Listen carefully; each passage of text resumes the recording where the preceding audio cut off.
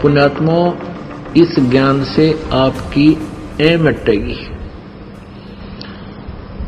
ये आपका जो बालकपन है ये दूर हो जाएगा बार बार इस ज्ञान को सुनने से। जिनकी ऐं मिट जाएगी, मिट चुकी है, उनको कितना डर लगेगा इस ज्ञान से। और जो भी बालक हैं वो सत्संग में आ भी रहे हैं, सुन भी रहे हैं, और उनको बुरा भी नहीं लग रहा क्योंकि गुरुजी ज्ञान दे रहे हैं। पर उनके हृदय में यह बात अभी उतरे नहीं। उनके मन में तो और ही टारगेट होता है, गुरुजी कल मिल लेंगे, उनसे यह प्रार्थना करेंगे, ये तकलीफ है, ये अभाव है इस वस्तु का, वो मांगेंगे। कोई बात नहीं, वो तो सुबह याद कर लोगे तो भी याद आ जाएगी। लेकिन अब तो ये याद करो कि हम फंसे कित बैठे हैं, हम कहां से आए थे। हम सतलोक से आए हैं और वहां किसी चीज का अभाव नहीं था, ना कोई टेंशन थी, ना कोई कमी थी किसी वस्तु की, ना शरीर में कष्ट था, ना कोई रोग था, ना मृत्यु होती थी, ना बुढ़ापा आता था, युवा शरीर रहता है। और जिनकी ऐं मिट गई वो तो गदगद हो जाते हैं, सत्संग सुनते हैं और वो केवल आशीर्वाद ही प्राप्त करते हैं। उनको हर तरह से ज्ञान प्राप्त हो जाता है। जो क्रिया हम कर रहे हैं ये शास्त्र अनुकूल है और इस शास्त्र अनुकूल साधना से हमें मोक्ष तो मिलेगा ही मिलेगा, ये गारंटीड बात है। उनके हृदय में यह पक्की दसी जाएगी। क्योंकि अगर ये कच्चा काम होता तो परमात्मा नहीं बताते आगे। हमने ये विश्वास होना मुश्किल हो रहा है कि सचमुच हम जो साधना कर रहे हैं इससे हम सतलोक चले जाएंगे या वहां सदा के लिए हमारा छुटकारा भी हो जाएगा कि नहीं। हाँ, अर्जुन की ऐं मिट गई, उनका फाइनल हो चुका है कि इससे अलग कोई भगवान नहीं, इससे न्यारा कोई ज्ञान नहीं और इससे अतिरिक्त कोई समाधान नहीं पृथ्वी पर। तो फिर होया ही पड़ा है, मोक्ष तो होगा ही होगा, लेकिन इसमें मर्यादा, सबसे पहले मर्यादा की आवश्यकता है। जरा सी भी मर्यादा भंग कर दी किसी दिन किसी भी कारण से तो फिर दिक्कत आ जाएगी और घनी आ जाएगी। घनी का मतलब यह है कि जो पुण्य तुमने साधना की मोक्ष हुआ नहीं तो फिर यू काल के हाथों चढ़ जाओगे कि तो स्वर्ग में देवता बना देगा, होगा पुण्य आपका ही। कहीं ब्रह्मा विष्णु महेश की पदवी प्राप्त कर लोगे और कहीं पर राजा बन जाओगे कि तुम प्रधानमंत्री बन जाओगे किसी देश का, कभी मुख्यमंत्री बन जाओगे कि तो अच्छी, फिर कुछ छोटे मोटी पोस्ट अच्छी मिल जाएगी, फिर गधा बन जाओगे। यानी अपने पुण्यों को नाश करके फिर यही चक्कर में पड़ जाओगे। तो परमात्मा हमें ये याद दिलाना चाहते हैं कि जो मनुष्य जीवन तुम्हें मिला है इसको सफल करो और हमारे इस गाइडलाइन को, हमारे द्वारा दिए गए इस ज्ञान को अंतिम समझो।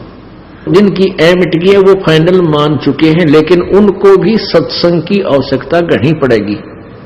आखिरी श्वास तक आपने सत्संग की आवश्यकता पड़ेगी और सत्संग के बिना ये प्राणी फिर वैसा ही बन जाएगा। क्योंकि यहां से जाने के बाद आपको 99% व्यक्ति एक ही स्वभाव के मिलते हैं जो भक्ति से विरुद्ध हैं, भक्ति से दूर हैं। यदि किसी पंथ संत से वो जुड़ा है तो भी वो भक्ति नहीं कर रहा है, वो बेचारा अपना टाइम पास कर रहा है। तो आपके लिए वर्तमान में ऐसा क्रिटिकल समय चल रहा है, यदि आप सत्संग में नहीं आओगे तो 2 महीने 3 महीने 4 महीने में आप उसे फिर हो जाओगे। कुछ समय के बाद क्या होगा कि ये ज्ञान पूरी पृथ्वी पर पहुंच जाएगा और सभी एक स्वभाव के व्यक्ति बन जाएंगे जो परमात्मा की भक्ति करें। और कोई 10-20% रहेंगे तो वो आप पर डिमोरलाइज हो जाएंगे।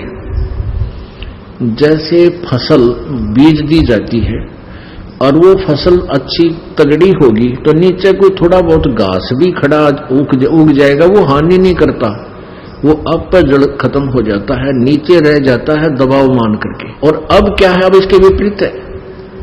पुण्यात्मा थोड़ी है, कनक के पौधे कम है, घास घना है। तो जब ये पूरी खेत में फिर संवार के खेत में बो दिया जाएगा तो तगड़ी फसल हो जाने के बाद घास की पार नहीं बसाया करती। तो निकमी आत्मा अगर थोड़ी बहुत 2-4-10% रहेंगी तो उनका कोई असर हमारे पर नहीं हो सकेगा। अब इसके विपरीत हो रहा है तो इसमें सत्संग की आवश्यकता घनी पड़ेगी आपने, और रह कराना चाहिए। कई भक्त क्या करते हैं कि हम सीडी ले गए हैं, सत्संग घर पर ही सुन लेते हैं, वो तो अच्छी बात है, उससे आपका नॉलेज बढ़ेगा।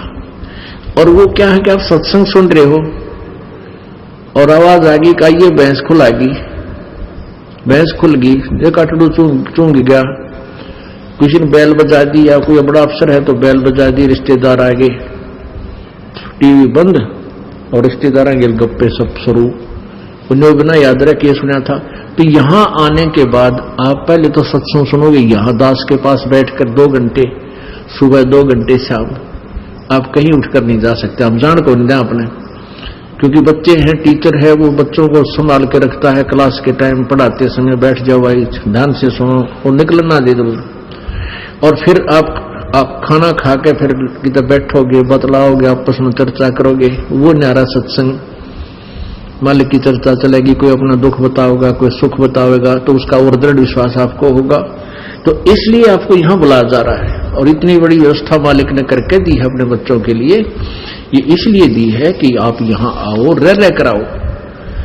1 महीने में 1 बार तो पूरा परिवार अवश्य आ जाए, कोशिश करो आने की, इससे आपका बहुत लाभ होगा।